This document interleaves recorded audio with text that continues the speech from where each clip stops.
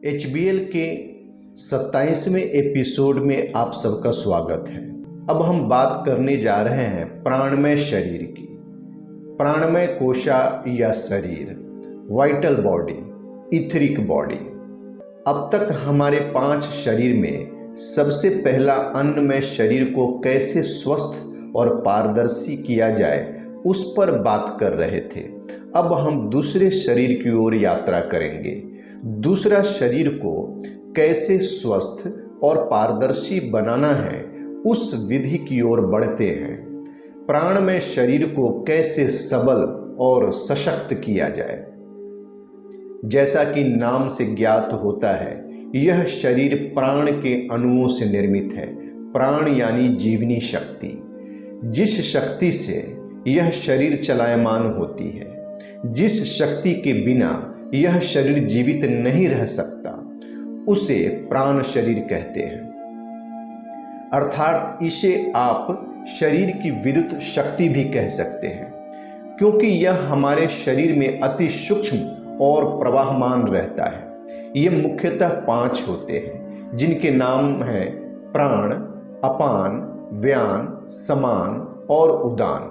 यह शरीर भी उचित पोषण न मिलने के कारण क्षीण हो जाता है। इस शरीर को स्वस्थ और पारदर्शी बनाने के लिए मूलतः 4 तत्व हैं: स्वच्छ वायु, स्वच्छ जल, प्राणायाम और जागरूकता श्वासों के प्रति। तो सबसे पहले है स्वच्छ वायु। अगर इस शरीर को स्वच्छ वायु न मिले तो यह जल्द ही क्षीण हो जाएगी। हवा इसका मुख्य भोजन है। मूलतः स्वच्छ हवा ही प्राण है। और यहाँ पर मैं यह बताना आवश्यक नहीं समझता कि ऑक्सीजन शरीर के लिए कितना जरूरी है। हवा के बिना हम बहुत अल्प समय में ही मर जाएंगे। ब्रेन न्यूरॉन्स बिना ऑक्सीजन के 3 मिनट तक जीवित रह सकता है, उसके बाद मरने लगता है। अरबों अरबों कोशिकाएं ऑक्सीडाइजेशन करते हैं। सर्कुलेटरी सिस्टम में प्राणवायु विचरण करता है। ब्लड में हेमोग्लोबिन के द्वारा ऑक्सीजन हर कोशिका में जो माइटोकॉन्ड्रिया है वहां तक ऑक्सीडाइजेशन होती रहती है। 28 अरब कोशिकाओं द्वारा प्राणवायु को पिया जाता है। अर्थात पर्याप्त हवा शरीर को न मिले तो मस्तिष्क तुरंत ही काम करना बंद कर देती है और शरीर को पक्षाघात भी हो सकता है। तो शुद्ध हवा शरीर को अति आवश्यक है। इसलिए पहला कदम है शरीर को दूषित हवा से दूर रखना। उस जगह पर न जाएं जहां शुद्ध हवा की कमी है। सदा शुद्ध वायु ही ग्रहण करें। जैसा कि हमें ज्ञात है, आज वायु प्रदूषण अपने चरम सीमा पर पहुंच चुका है। भारत की स्थिति बहुत दयनीय है। इसलिए हम सबको इसका बहुत ध्यान रखना है। हमेशा प्लांट बेस स्थान को चुनें। घर में भी आप पौधे लगा सकते हैं। आजकल ज़्यादा ऑक्सीजन पैदा करने वाले प्लांट्स लोग घरों में, दफ्तरों में लगा रहे हैं। ये प्लांट्स अब आसानी से मिल जाते हैं। इनका हम सब उपयोग कर सकते हैं, जिससे स्वच्छ वायु आसानी से हमें उपलब्ध हो जाए। एयर प्यूरिफायर मशीन भी अब मार्केट में उपलब्ध है। फिर भी मैं प्राकृतिक पद्धति को प्राथमिकता दूंगा। मित्रों, वृक्षारोपण करना इस युग में सबसे ज़्यादा सृजनशीलता है, सबसे ज़्यादा पुण्य का काम है।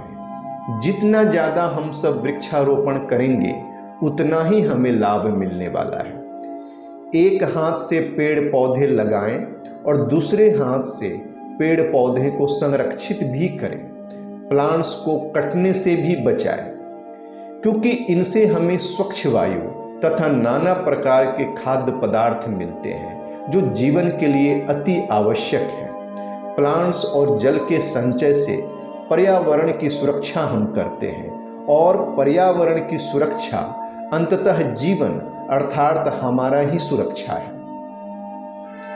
यह तो आप सब जानते ही हैं कि जब आप कभी कभार सागर किनारे, जंगलों में या किसी हिल स्टेशनों में जाते हैं तो अपने आप को बहुत ताज़ा और बहुत ही जीवंत महसूस करते हैं। क्यों? क्योंकि वहाँ प्रचुर मात्रा में शुद्ध हवा की बहुतायत होती है।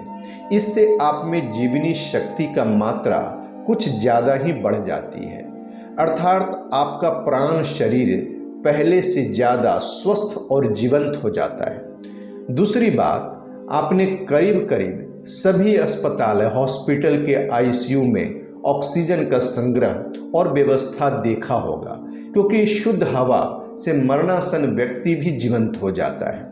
इसलिए सदा सर्वदा शुद्ध वायु का ही सेवन करें।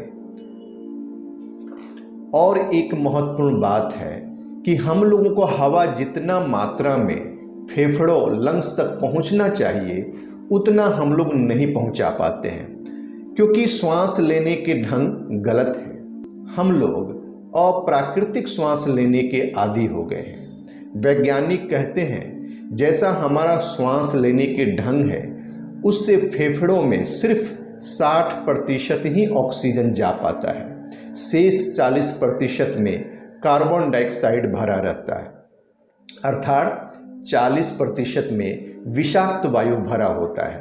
तो गहरी श्वास लेने की आदत डालें, पूरे फेफड़ों को फैलने और सिकुड़ने दीजिए। अगर आपने किसी को गहरी नींद में श्वास लेते और छोड़ते देखा होगा या किसी नवजात शिशु को, तो आपको पता चल जाएगा कि प्राकृतिक रूप से श्वास कैसे लिया जाता है। आप देखेंगे कि छाती के साथ पेट भी फैल और सिकुड़ रहा है। तो जितना हो सके गहरी से गहरी श्वास लेने की आदत डालना है। जितना ऑक्सीजन आप शरीर को प्रदान करेंगे उतना ही आप स्वस्थ और जीवंत होते चले जाएंगे, उतना ही आप में जीवनी शक्ति का विकास होगा। जितना ज़्यादा स्वच्छ वायु हम ग्रहण करेंगे उतना ज़्यादा हमारे लंग्स, फेफड़े ब्लड को शुद्ध कर पाते हैं, और जितना ज़्यादा हमारा ब्लड शुद्ध होगा उतना ही हम जीवंत और ताजे होते जाएंगे। हमारा मस्तिष्क उतना ही सुचारू रूप से कार्य करता रहेगा। हम जानते हैं स्वच्छ वायु के अभाव में हमें चक्कर आने लगता है, मस्तिष्क शुष्क पड़ जाता है, वायु के अभाव में व्यक्ति मूर्छित हो जाता है। तो ठीक इसके विपरीत स्वच्छ वायु अगर ज़्यादा मात्रा में हम शरीर को प्रदान करेंगे तो हमारा मस्तिष्क ज़्यादा शक्तिशाली और जीवंत हो जाएगा। इसीलिए प्राणायाम का आविष्कार किया गया है, जिससे हम शरीर को ज़्यादा वायु प्रदान करते हैं, क्योंकि वायु से है आयु। अब हम दूसरे सोपान पर आते हैं, स्वच्छ जल। जल वैसे तो मूलतः लगता है कि अन्नमय शरीर का तत्व है, लेकिन गहराई से इसके संरचना का अगर हम विश्लेषण करें तो आपको ज्ञात हो जाएगा कि यह प्राणमय कोश का ही तत्व है। जैसे जल का निर्माण ऑक्सीजन और हाइड्रोजन से होता है, और ये दोनों ही तत्व वायु के प्रकार हैं। और पीछे हमने देखा ऑक्सीजन को तो प्राण ही कहा गया है, इसलिए जल से प्राणमय कोश को अधिक संरक्षण मिलता है।